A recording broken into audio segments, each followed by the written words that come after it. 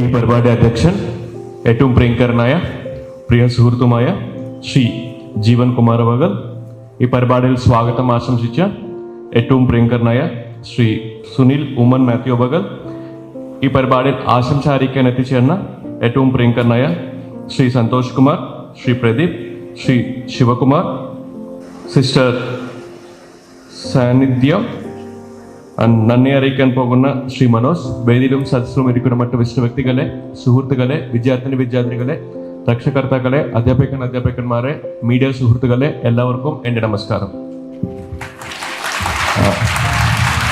പ്രിയമുള്ളവരെ, അങ്ങ് എല്ലാവരോട് ഒരു 5 മിനിറ്റ് സംസാരിക്കാൻ വേണ്ടിയാണ് ഞാൻ ഇവിടെ വരെ എത്തിച്ചേർന്നത്. അങ്ങ് എല്ലാവർക്കും ഒരു ചെറിയ കഥ പറയാൻ ആഗ്രഹിക്കുന്നു.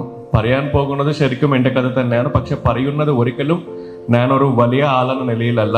ഞാൻ എൻ്റെ ജീവിതത്തിൽ ചില അനുഭവങ്ങളിൽ നിന്ന് ചില വിഷയങ്ങൾ പഠിക്കേണ്ടി വന്നു. ഞാൻ പഠിച്ച ഈ വിഷയങ്ങൾ അങ്ങ് എല്ലാവരോടും പങ്കുവെക്കാൻ വേണ്ടി മാത്രമാണ് ഞാൻ ഈ കഥ പറയാൻ പോകുന്നത്. അങ്ങ് എല്ലാവർക്കും അറിയാം, എൻ്റെ പേര് കൃഷ്ണതേജാണ്, ആന്ധ്രാക്കാരനാണ്, ഗുണ്ടൂറാണ് എൻ്റെ നാട്. ശരിക്കും പറയുകയാണെങ്കിൽ എൻ്റെ 7ാം ക്ലാസ് വരെ ഞാനൊരു ആവറേജ് സ്റ്റുഡൻ്റ് ആയിരുന്നു. എൻ്റെ ക്ലാസ്സിൽ 25 കുട്ടികളുണ്ടാണെങ്കിൽ 24ാമത്തെ റാങ്കോ അല്ലെങ്കിൽ 25ാമത്തെ റാങ്കോ എനിക്ക് ഉറപ്പായിരുന്നു. അത്ര നന്നായിട്ട് ആവറേജ് ആയിട്ട് പഠിക്കുന്ന ഒരു മോനായിരുന്നു ഞാൻ. എൻ്റെ 8ാം ക്ലാസ് പഠിക്കുന്ന സമയത്താണ് എൻ്റെ കുടുംബത്തിൽ കുറച്ച് സാമ്പത്തിക പ്രശ്നം വന്നു. ആ സമയത്താണ് ചില ബന്ധുക്കൾ എൻ്റെ വീട്ടിലോട്ട് വന്നിട്ട് എന്നോട് പറഞ്ഞു, കൃഷ്ണ, ഇനി നിങ്ങൾ വിദ്യാഭ്യാസം നിർത്തേണ്ടി വരും, ഏതെങ്കിലും ഒരു കടക്ക് പോയിട്ട് ജോലി ചെയ്യേണ്ടി വരും. അങ്ങനെ ജോലി ചെയ്യണമെങ്കിൽ കിട്ടുന്ന ശമ്പളം നിങ്ങളുടെ കുടുംബങ്ങൾക്ക് ഉപയോഗിക്കാൻ പറ്റുമാനോ എന്നോട് എൻ്റെ ബന്ധുക്കൾ പരിഹസിച്ചു. എൻ്റെ അച്ഛനും അമ്മയ്ക്കും ആ സമയത്തിൽ എൻ്റെ വിദ്യാഭ്യാസം നിർത്തിക്കാൻ താല്പര്യമില്ല. പക്ഷെ കണ്ടിന്യൂ ചെയ്യാനുള്ള സാമ്പത്തിക സ്ഥിതിയും അപ്പോൾ ഇല്ലായിരുന്നു. ആ ഒരു സമയത്തിൽ എൻ്റെ അയൽവാസി ഒരാൾക്ക് ഒരു മരുന്ന് കട ഉണ്ടായിരുന്നു. ആ ചേട്ടൻ എന്നോട് വന്നിട്ട് എൻ്റെ അമ്മയോട് പറഞ്ഞു, അമ്മേ, കുഴപ്പമില്ല, കൃഷ്ണൻ നന്നായിട്ട് പഠിക്കാൻ പറയണം, കൃഷ്ണക്ക് വിദ്യാഭ്യാസത്തിന് വേണ്ടി എത്ര ചിലവാകുമോ അതെല്ലാം ഞാൻ തന്നെ വഹിക്കുമെന്ന് ആ ചേട്ടൻ എൻ്റെ അമ്മയോട് പറഞ്ഞു. പക്ഷെ എൻ്റെ അമ്മക്ക് ഒരാളിന് സൗജന്യമായിട്ട് സഹായം എടുക്കാനും താല്പര്യമില്ല. അങ്ങനെയാണ് ഞാൻ എൻ്റെ അമ്മ പറഞ്ഞ പോലെ എല്ലാ ദിവസവും വൈകുന്നേരം ആ ചേട്ടൻ്റെ മരുന്ന് കടക്ക് പോയിട്ട് ഏകദേശം 4-5 മണി തൊട്ട് 8-9 മണി വരെ ജോലി ചെയ്യാൻ തുടങ്ങി. അങ്ങനെയാണ് ഞാൻ 8ാം ക്ലാസ്സും 9ാം ക്ലാസ്സും 10ാം ക്ലാസ്സും പഠിച്ചത്. ഞാൻ എപ്പോൾ ഒരു മരുന്ന് കടക്ക് പോയിട്ട് ജോലി ചെയ്യാൻ തുടങ്ങിയോ എനിക്ക് ഒരു വിഷയം വളരെ കൃത്യമായിട്ട് മനസ്സിലായി. ഞാൻ നന്നായിട്ട് പഠിച്ചില്ലാണെങ്കിൽ എൻ്റെ ജീവിതം മുഴുവൻ ഈ മരുന്ന് കട തന്നെ ആകുമാണ്. ആ പേടിയിലാണ് ഞാൻ നന്നായിട്ട് പഠിക്കാൻ തുടങ്ങി. അങ്ങനെയാണ് ഞാൻ 10th ടോപ്പറായിട്ട് മാർക്സ് നേടി, +2 ഞാൻ ടോപ്പറായിട്ട് മാർക്സ് നേടി, എഞ്ചിനീയറിംഗും ഞാൻ ടോപ്പറായിട്ട് മാർക്സ് നേടി. എഞ്ചിനീയറിംഗിലും ടോപ്പറായിട്ട് മാർക്സ് നേടിയ ശേഷം എനിക്കൊരു മൾട്ടിനാഷണൽ കമ്പനിയിൽ ലക്ഷക്കണക്ക് ശമ്പളത്തിൽ ഒരു വലിയ ജോലിയും കിട്ടി. ഡൽഹിയിലായിരുന്നു ആ ജോലി. ഞാൻ ഡൽഹിയിൽ ജോലി ചെയ്യുന്ന സമയത്ത് ഒരു ദിവസം ആ ദൈവം എനിക്കൊരു പുതിയ റൂംമേറ്റിന് നൽകി. ശരിക്കും പറയുകയാണെങ്കിൽ ഈ പുതിയ റൂംമേറ്റ് IAS ആകാൻ താല്പര്യം. ഒരു ദിവസം ആ റൂംമേറ്റ് എന്നോട് പറഞ്ഞു, കൃഷ്ണ, എനിക്ക് IAS ആവാൻ താല്പര്യമുണ്ടോ എന്ന് പറഞ്ഞു. ഞാൻ അദ്ദേഹത്തിനോട് ചോദിച്ചു, എന്താണ് ഈ IAS? അപ്പോൾ അദ്ദേഹമാണ് എന്നോട് പറഞ്ഞത്, എനിക്ക് ജില്ലാ കളക്ടർ ആവാൻ താല്പര്യമുണ്ടോ എന്ന് പറഞ്ഞു. ഞാൻ ചോദിച്ചു, എന്താണ് ഈ ജില്ലാ കളക്ടർ? കാരണം ഞാൻ ആന്ധ്രയിൽ നിന്ന് ഒരു വില്ലേജിൽ നിന്ന് വളർന്ന ഒരു മോനായതിനാൽ എനിക്ക് അപ്പോൾ വരെ എനിക്ക് അറിയുന്ന ഒരു വലിയ ഗവൺമെന്റ് ഉദ്യോഗസ്ഥരുടെ പേര് തഹസിൽദാറാണ്. ഏതെങ്കിലും കാരണത്തിൽ തഹസിൽദാർ എൻ്റെ നാട്ടിലോട്ട് വന്നാൽ 2 ദിവസം മുൻപ് തന്നെ ഡ്രൈനേജുകളെല്ലാം ക്ലിയർ ആകും, സ്ട്രീറ്റ് ലൈറ്റുകളെല്ലാം ശരിയാകും. ഏതെങ്കിലും ആവശ്യത്തിൽ നമ്മൾ താലൂക്ക് ഓഫീസിലോട്ട് ചെന്നാൽ ഒരു 5-6 മണിക്കൂർ വെയിറ്റ് ചെയ്തതിനു ശേഷം നമുക്ക് വേണ്ടിയുള്ള സർട്ടിഫിക്കറ്റ് കിട്ടും. സോ എനിക്ക് അറിയുന്ന വലിയ ഗവൺമെന്റ് ഉദ്യോഗസ്ഥന്റെ പേര് തഹസിൽദാറാണ്. സോ ഞാൻ എൻ്റെ റൂംമേറ്റിനോട് പറഞ്ഞു, എനിക്ക് തഹസിൽദാർ അറിയാം, എന്താണ് ഈ ജില്ലാ കളക്ടർ? അപ്പോൾ എൻ്റെ റൂംമേറ്റാണ് എന്നോട് പറഞ്ഞത്, ഈ തഹസിൽദാർമാരുടെ ജില്ലാ മേലധികാരിയാണ് ജില്ലാ കളക്ടർ. അദ്ദേഹമാണ് എന്നോട് പറഞ്ഞു, ജില്ലാ കളക്ടർ ആയെങ്കിൽ പൊതുജനങ്ങൾക്ക് നല്ല പോലെ സേവ ചെയ്യാൻ പറ്റുമാണ്. അങ്ങനെയാണ് പതുക്കെ അദ്ദേഹം എന്നെയും മോട്ടിവേറ്റ് ചെയ്തിട്ട് അദ്ദേഹത്തിൻ്റെ കൂടെ കൊണ്ടുപോയിട്ട് ഒരു കോച്ചിങ് ഇൻസ്റ്റിറ്റ്യൂട്ടിൽ ജോയിൻ ചെയ്യിച്ചു. ഞാനും അദ്ദേഹവും എല്ലാ ദിവസവും കോച്ചിങ് പോയിട്ട് വരാൻ തുടങ്ങി, IAS കോച്ചിങ് പോയിട്ട് വരാൻ തുടങ്ങി. ഞാൻ എപ്പോൾ ഒരു കോച്ചിങ് ഇൻസ്റ്റിറ്റ്യൂട്ടിൽ പോയിട്ട് IAS കുറിച്ച് പഠിക്കാൻ തുടങ്ങിയിട്ടുണ്ടോ എനിക്ക് പതുക്കെ മനസ്സിലായി, IAS ഒരു ജോലിയല്ല, ഒരു സേവയാണ്. IAS കിട്ടിയാണെങ്കിൽ അടുത്ത 30-35 വർഷം പൊതുജനങ്ങൾക്ക് നല്ല പോലെ സേവ ചെയ്യാൻ പറ്റുമെന്ന ഒരു വിഷയം എനിക്ക് വളരെ കൃത്യമായിട്ട് മനസ്സിലായി. ഞാനും ആത്മാർത്ഥത്തോടെ ഈ എക്സാംക്ക് പ്രിപ്പയർ ആകാൻ തുടങ്ങി. അങ്ങനെ ഞാൻ ഒന്നാം തവണ ഞാൻ IAS എക്സാം എഴുതി. ഞാൻ ഫെയിലായ സമയത്ത് ഞാൻ ചിന്തിച്ചു, എനിക്ക് ജോലി ചെയ്യുന്ന സമയത്ത് നന്നായിട്ട് പഠിക്കാൻ സമയം കിട്ടില്ലാതിനാൽ ഞാൻ ഫെയിലായിട്ടുണ്ടായിരിക്കുമെന്ന് ചിന്തിച്ചിട്ടു ഞാൻ എൻ്റെ ജോലി റിസൈൻ ചെയ്തിട്ടു അടുത്ത ഒരു വർഷം മുഴുവൻ IAS വേണ്ടി പഠിച്ചിട്ടു രണ്ടാം തവണ IAS വേണ്ടി എക്സാം എഴുതി. രണ്ടാം തവണയും ഞാൻ ഫെയിലായി. രണ്ടാം തവണ ഫെയിലായിട്ടുള്ള സമയത്ത് ഞാൻ ചിന്തിച്ചു ഇതൊരു ബാഡ് ലക്ക് ആയിരിക്കുമെന്ന് ചിന്തിച്ചിട്ടു ഞാൻ അടുത്ത ഒരു വർഷം മുഴുവൻ IAS വേണ്ടി പഠിച്ചിട്ടു മൂന്നാം തവണ IAS വേണ്ടി എക്സാം എഴുതി. മൂന്നാം തവണയും ഞാൻ ഫെയിലായി.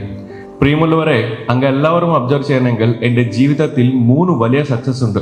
10ാം ക്ലാസ് വലിയ സക്സസ് ആണ്, +2 വലിയ സക്സസ് ആണ്, എഞ്ചിനീയറിംഗും വലിയ സക്സസ് ആണ്.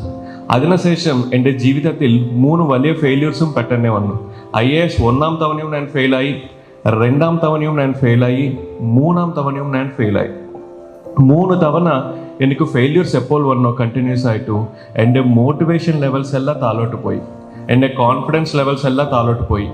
എനിക്ക് തന്നെ മനസ്സിലാവുന്നില്ല എന്തുകൊണ്ടു ഞാൻ 3 തവണ ഫെയിലായിട്ടുണ്ടോ.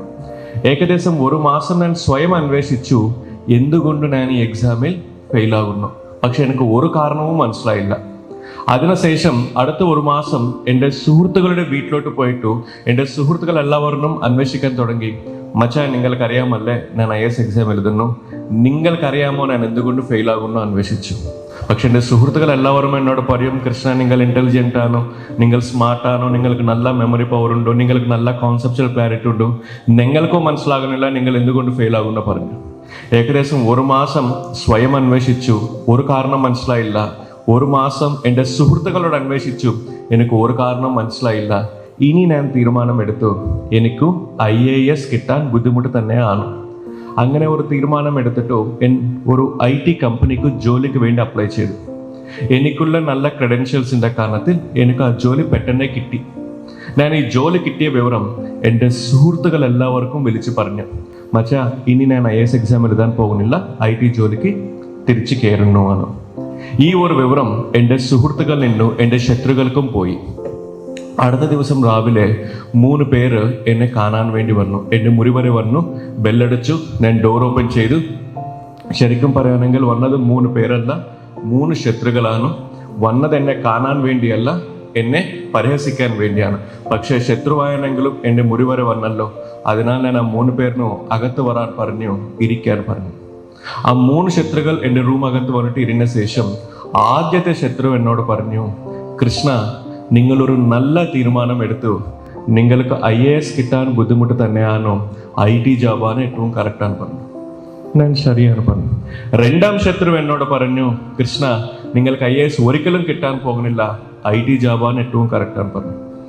ഞാൻ ശരിയാണ് പറഞ്ഞു. മൂന്നാം ശത്രു എന്നോട് പറഞ്ഞു, കൃഷ്ണ, നിങ്ങൾക്ക് IT ജോബാണ് ഏറ്റവും കറക്റ്റാണ് പറഞ്ഞു. ഞാൻ ശരിയാണ് പറഞ്ഞു. ശരിയാണ് പറഞ്ഞ ശേഷം ഞാൻ ആ 3 ശത്രുക്കളോട് ചോദിച്ചു, എനിക്കും അറിയാം എനിക്ക് IAS കിട്ടാൻ ബുദ്ധിമുട്ട് തന്നെയാണ്, പക്ഷേ എനിക്ക് ഒരു കാരണം മനസ്സിലാകുന്നില്ല എന്തുകൊണ്ട് എനിക്ക് IAS കിട്ടാൻ ബുദ്ധിമുട്ടാണ്. അപ്പോൾ ആദ്യത്തെ ശത്രുവാണോ എന്നോട് പറഞ്ഞു, കൃഷ്ണ, വളരെ സിമ്പിളാണോ, IASൽ മെയിൻസ് എക്സാമിൽ 2000 മാർക്സ് എഴുതു പരീക്ഷയാണല്ലോ, നിങ്ങളുടെ ഹാൻഡ് റൈറ്റിംഗ് കുറച്ച് മോശമാണല്ലോ, അതിനാലാണ് നിങ്ങൾക്ക് നല്ല മാർക്സ് കിട്ടാത്തത്, അതിനാലാണ് നിങ്ങൾക്ക് IAS കിട്ടാത്തതെന്ന് പറഞ്ഞു. ശരിക്കും പറയുകയാണെങ്കിൽ എൻ്റെ ഹാൻഡ് റൈറ്റിംഗ് കുറച്ച് മോശം തന്നെ ആയിരുന്നു. പക്ഷെ എനിക്ക് അറിയാത്തത് എൻ്റെ ഹാൻഡ് റൈറ്റിങ്ങിൻ്റെ കാരണത്തിലാണ് എനിക്ക് കുറഞ്ഞ മാർക്സ് വരുന്ന വിഷയം. രണ്ടാം ശത്രു എന്നോട് പറഞ്ഞു, കൃഷ്ണ, IASൽ 2000 മാർക്സ് ഏകദേശം എഴുതു പരീക്ഷയാണല്ലോ, നിങ്ങൾ ഏതെങ്കിലും ക്വസ്റ്റ്യൻക്ക് സമാധാനം എഴുതുന്ന സമയത്ത് നിങ്ങൾ 1-ാം പോയിന്റ്, 2-ാം പോയിന്റ്, 3-ാം പോയിന്റ് ആയിട്ട് പോയിന്റ് വൈസ് എഴുതും. പക്ഷേ IASൽ ഒരു ക്വസ്റ്റ്യൻക്ക് സമാധാനം നല്ല ഭാഷയിൽ, ഫ്ലവറി ലാംഗ്വേജിൽ ഒരു വിഷയം കഥ പോലെ എഴുതാനെങ്കിൽ നല്ല മാർക്സ് കിട്ടാൻ സാധ്യത ഉണ്ടോ, അത് നിങ്ങൾക്കറിയില്ല, അതിനാലാണ് നിങ്ങൾക്ക് നല്ല മാർക്സ് കിട്ടാത്തതാണ് പറഞ്ഞു. അദ്ദേഹം പറഞ്ഞത് 100% കറക്റ്റാണ്. ഞാനൊരു കമ്പ്യൂട്ടർ എഞ്ചിനീയറിംഗ് സ്റ്റുഡൻ്റ് ആണ്. ഏതെങ്കിലും ക്വസ്റ്റ്യൻക്ക് 1-ാം പോയിന്റ്, 2-ാം പോയിന്റ്, 3-ാം പോയിന്റ് ആയിട്ട് സമാധാനം എഴുതുന്നത് തന്നെ എനിക്കറിയാം. ഒരു വിഷയം നല്ല ഭാഷയിൽ കഥ പോലെ എങ്ങനെ എഴുതുന്നത് ഞാൻ എപ്പോഴും പഠിച്ചില്ല, എനിക്കറിയില്ല. മൂന്നാം ശത്രു എന്നോട് പറഞ്ഞു, കൃഷ്ണ, നിങ്ങൾ എന്ത് സംസാരിക്കാനെങ്കിലും വളരെ ചുരുക്കി സംസാരിക്കും. പക്ഷേ IAS ഒരു വിഷയം വളരെ ഡിപ്ലോമാറ്റിക് ആയിട്ട് കൺവിൻസിംഗ് ആയിട്ട് ഇന്റർവ്യൂവിൽ സംസാരിക്കാനെങ്കിൽ മാത്രമേ ഇന്റർവ്യൂവിൽ നല്ല മാർക്സ് കിട്ടും. അത് നിങ്ങൾക്ക് അറിയില്ല, അതിനാലാണ് നിങ്ങൾക്ക് IAS കിട്ടാത്തതാണ് പറഞ്ഞിട്ടു ഈ 3 ശത്രുക്കൾ എനിക്ക് 3 കാരണങ്ങൾ പറഞ്ഞിട്ടു എൻ്റെ റൂമിൽ നിന്നും തിരിച്ചു പോയി. ആ ഒരു ക്ഷണം എൻ്റെ ജീവിതത്തിൽ എനിക്കൊരു സത്യം മനസ്സിലായി. ഒരു വ്യക്തി ജീവിതത്തിൽ പോസിറ്റീവ്സ് എന്താണോ മനസ്സിലാക്കാൻ വേണ്ടി ആ വ്യക്തി ചോദിക്കേണ്ടത്, അന്വേഷിക്കേണ്ടത് അദ്ദേഹത്തിന്റെ സുഹൃത്തുക്കളാണ്. അതേ ഒരു വ്യക്തി ജീവിതത്തിൽ നെഗറ്റീവ്സ് എന്താണോ മനസ്സിലാക്കാൻ വേണ്ടി ആ വ്യക്തി ചോദിക്കേണ്ടത്, അന്വേഷിക്കേണ്ടത് അദ്ദേഹത്തിന്റെ ശത്രുക്കളാണ്. കാരണം നമ്മുടെ ശത്രുവിന്റെ ജോലി എന്താണ്? 24 മണിക്കൂർ നമ്മൾ അബ്സർവ് ചെയ്തിട്ടു നമ്മുടെ അകത്തുള്ള നെഗറ്റീവ്സ് കണ്ടുപിടിക്കണമാണ് നമ്മുടെ ശത്രുവിന്റെ ജോലി. സോ നമ്മളെക്കാളും നമ്മുടെ അകത്തുള്ള നെഗറ്റീവ്സ് ആർക്ക് കൂടുതൽ അറിയാം? നമ്മുടെ ശത്രുക്കൾക്ക്. എനിക്ക് എൻ്റെ ശത്രുക്കളുടെ കാരണത്തിൽ വളരെ കൃത്യമായിട്ട് മനസ്സിലായി, എനിക്ക് IAS കിട്ടാത്തത് ഒരു കാരണമല്ല, 2 കാരണങ്ങളല്ല, 3 കാരണങ്ങളിലാണ്. ഞാൻ പെട്ടെന്ന് എൻ്റെ അച്ഛനക്ക് വിളിച്ചു. അച്ഛനോട് പറഞ്ഞു, അച്ഛാ, എനിക്ക് IT ജോബ്ക്ക് പോകാൻ താല്പര്യമില്ല, ഇനി 1 വർഷം കൂടി വേണം, ഒരു തവണ കൂടി ഞാൻ IAS എക്സാം എഴുതാൻ ആഗ്രഹിക്കുന്നു പറഞ്ഞു. അച്ഛൻ പെട്ടെന്ന് ഫോൺ കട്ട് ചെയ്തു. എനിക്കറിയാം അച്ഛൻ പെട്ടെന്ന് ഫോൺ കട്ട് ചെയ്യണമെങ്കിൽ 10 മിനിറ്റിൽ എൻ്റെ അമ്മനെ എനിക്ക് കാൽ വരുമാണ്. 10 മിനിറ്റിൽ എൻ്റെ അമ്മനെ എനിക്ക് കാൽ വന്നു. അമ്മ ഭയങ്കര ചൂടായിട്ടാണ് എന്നോട് സംസാരിച്ചത്. അമ്മ പറഞ്ഞു, ഒന്നും ഞാൻ കേൾക്കാൻ തയ്യാറല്ല, നിങ്ങൾ പോയിട്ട് IT ജോബ് കയറണമെന്ന് പറഞ്ഞു. അമ്മയും ചൂടായിട്ട് ഫോൺ കട്ട് ചെയ്തു. ഞാനപ്പോൾ എൻ്റെ ചേച്ചിക്ക് വിളിച്ചു. ചേച്ചിനോട് പറഞ്ഞു, ചേച്ചി, ഒരു വർഷം കൂടി തരണം, അച്ഛനും അമ്മയും കൺവിൻസ് ചെയ്യണം, അതിനുശേഷം നിങ്ങൾ എല്ലാവരും എന്ത് പറയുമ്പോൾ ഞാനത് ചെയ്യാമെന്ന് പറഞ്ഞു. എൻ്റെ ചേച്ചിയാണോ എൻ്റെ അച്ഛനും അമ്മയും കൺവിൻസ് ചെയ്തിട്ടോ വൈകുന്നേരം തിരിച്ചു വിളിച്ചു. കൃഷ്ണ, 1 വർഷം കൂടി നിങ്ങൾക്ക് തരണോ, നന്നായിട്ട് പഠിക്കണമെന്ന് പറഞ്ഞു. അങ്ങനെയാണോ എൻ്റെ കൈക്ക് 1 വർഷം കിട്ടി. 3 കാരണങ്ങൾ കിട്ടി. 1ാം കാരണം ഹാൻഡ് റൈറ്റിംഗ്. ഞാൻ ഒരു വണ്ടിയിൽ പോകുന്ന സമയത്ത് ഒരു വീടിൻ്റെ ഫ്രണ്ട് സൈഡ് ഒരു ബോർഡ് കണ്ടു, ഇവിടെ ഹാൻഡ് റൈറ്റിംഗ് പഠിപ്പിക്കുവാണ്. ഞാൻ എൻ്റെ വണ്ടി അവിടെ എടുത്തിട്ടു ബെല്ലടിച്ചു. ഒരു ടീച്ചർ പുറത്തു വന്നു. ഞാൻ ആ ടീച്ചറിനോട് ചോദിച്ചു, ടീച്ചർ, എനിക്ക് ഹാൻഡ് റൈറ്റിംഗ് പഠിപ്പിക്കുമോ എന്ന് ചോദിച്ചു. ആ ടീച്ചർ പെട്ടെന്ന് പറഞ്ഞു, കുഴപ്പമില്ല, അങ്ങയുടെ മോളിലോ കൊണ്ടുവരണം, ഞാൻ പഠിപ്പിക്കാമെന്ന് പറഞ്ഞു. ഞാൻ പറഞ്ഞു, എൻ്റെ മോൾക്കോ അല്ല ഹാൻഡ് റൈറ്റിംഗ് പഠിക്കേണ്ട അവസരം എനിക്കാണ് പറഞ്ഞു. ആ ടീച്ചർ ഷാക്കായി. ഇതെന്താണ് 25 വയസ്സ് പ്രായമുള്ള ഒരാൾ ഹാൻഡ് റൈറ്റിംഗ് പഠിപ്പിക്കണമെന്ന് ചോദിക്കുന്നു. ഞാൻ ആ ടീച്ചർക്ക് മനസ്സിലാകുന്ന രീതിയിൽ എല്ലാ വിഷയങ്ങൾ പറഞ്ഞു. ആ ടീച്ചർ അതെല്ലാം മനസ്സിലാക്കിയിട്ടു എനിക്ക് 1 മാസം ഹാൻഡ് റൈറ്റിംഗ് പഠിപ്പിച്ചു. അതിനുശേഷം 1 വർഷം എല്ലാ ദിവസം 1.5 മണിക്കൂർ തൊട്ട് 2 മണിക്കൂർ ഞാൻ കേവലം ഹാൻഡ് റൈറ്റിംഗ് മാത്രമേ പ്രാക്ടീസ് ചെയ്തു. ഇന്നും എൻ്റെ ഓഫീസിൽ ഒരു ഫയലിൽ ഞാൻ എന്തെങ്കിലും എഴുതാനെങ്കിൽ എൻ്റെ ജീവനക്കാർ എന്നോട് ചോദിക്കും, സാർ, ഇത് ഹാൻഡ് റൈറ്റിംഗ് ആണോ പ്രിൻ്റ് ഔട്ട് ആണോ? അത്ര നന്നായിട്ടാണോ ഞാൻ എൻ്റെ ഹാൻഡ് റൈറ്റിങ്ങിൻ്റെ വ്യത്യാസം കൊണ്ടുവന്നത്. അങ്ങനെയാണോ ഞാൻ എൻ്റെ 1ാം കാരണം ഓവർകം ചെയ്തു. 2ാം കാരണം സമാധാനം എഴുതുന്ന രീതി മാറ്റാൻ വേണ്ടി. ഓൾറെഡി IAS നേടിയ ഒരു മാഡം ഉണ്ട്, ബാലലത മാഡമാണ്. ഞാൻ ആ മാഡമുടെ വീട്ടിലോട്ട് പോയിട്ട് മാഡമിനോട് ചോദിച്ചു, മാഡം, എനിക്കൊരു സമാധാനം എങ്ങനെ എഴുതുന്ന വിഷയത്തിൽ ഗൈഡൻസ് നൽകാൻ പറ്റുമോ എന്ന് ചോദിച്ചു. ആ മാഡം പറഞ്ഞു, അടുത്ത ദിവസം വരണമെന്ന് പറഞ്ഞു. ഞാൻ മാഡം പറഞ്ഞ പോലെ അടുത്ത ദിവസം പോയിട്ട് മാഡമിനെ കണ്ടു.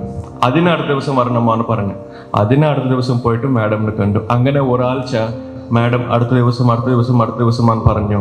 ഞാൻ എല്ലാ ദിവസവും മാഡം പറഞ്ഞ സമയത്തിൽ പറഞ്ഞ സ്ഥലത്തിൽ കൃത്യമായിട്ട് പോയിട്ട് മാഡമിനെ കണ്ടു.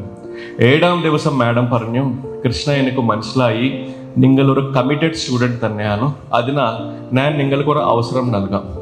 ഞാൻ 365 ദിവസം 365 എക്സാംസ് വയ്ക്കാം.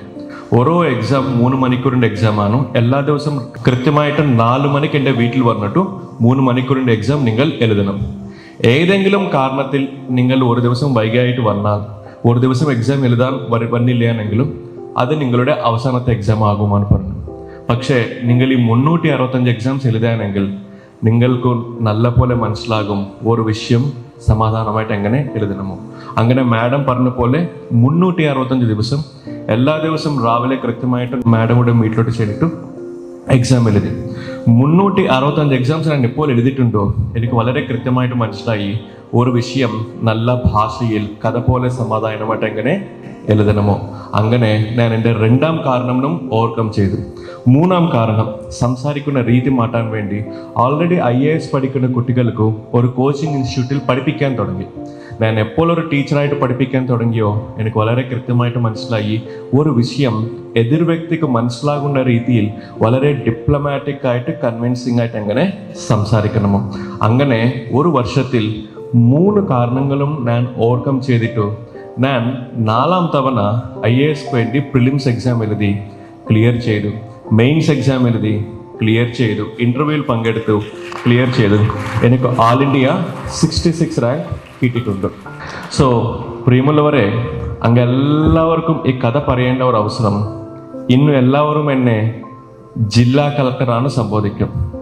ആരും എന്നെ വിളിക്കാൻ പോകുന്നില്ല 1ാം തവണ എക്സാം ക്ലിയർ ചെയ്ത ജില്ലാ കളക്ടറാണോ, 2ാം തവണ എക്സാം ക്ലിയർ ചെയ്ത ജില്ലാ കളക്ടറാണോ, 3ാം തവണ എക്സാം ക്ലിയർ ജില്ലാ കളക്ടർ ആരും എന്നെ വിളിക്കാനോ സംബോധിക്കാനോ പോകുന്നില്ല. അതിൻ്റെ മീനിങ് എന്താണ്? നിങ്ങൾ എത്ര തവണ ഫെയിൽ ആയിട്ടുണ്ടോ ഒരിക്കലും ഇമ്പോർട്ടൻ്റ് അല്ല. അവസാനത്തിൽ നിങ്ങൾ നിങ്ങളുടെ ഗോൾ അച്ചീവ് ആയിട്ടുണ്ട് അല്ലത് മാത്രമാണ് important. So it doesn't matter how many times you fail.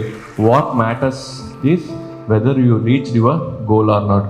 C remember, today you are successful, but there will be a day where you might be a failure also. But remember, നിങ്ങൾ സക്സസിന് ഏത് രീതിയിൽ എടുക്കുന്നോ ഫെയില്യൂറിനും അതേ രീതിയിൽ പോസിറ്റീവായിട്ട് തന്നെ എടുക്കണം. And once failure വന്നാൽ നിങ്ങൾ ഒരു വിഷയം ചെയ്യേണ്ടത് അതിൻ്റെ കാരണങ്ങൾ അന്വേഷിക്കുന്നത് നിങ്ങളുടെ അകത്താണ്, പുറത്തല്ല. ഞാൻ 4ാം തവണ സക്സസ് ആയത് I learn from my failures only after 3 failures. ഞാൻ 1ാം തവണ തന്നെ ഫെയില്യൂർ വന്ന സമയത്ത് if I learn from my failures I would have got success in the second attempt itself. So whenever a failure comes, try to identify the reason within you and I am sure you will overcome it. And thank you for giving me this opportunity and congratulations to everyone for coming out with flying colors. Thank you so much. Have a great day. Entrance സംബന്ധമായ വാർത്തകളും അപ്ഡേഷനുകളും ഏറ്റവും വേഗം ആധികാരികമായി അറിയാൻ brilliant study centre പാല YouTube channel subscribe ചെയ്യുക, bell icon അമർത്തുക. ഈ video മറ്റ് സുഹൃത്തുക്കളിലേക്കും ഷെയർ ചെയ്ത് നൽകുക.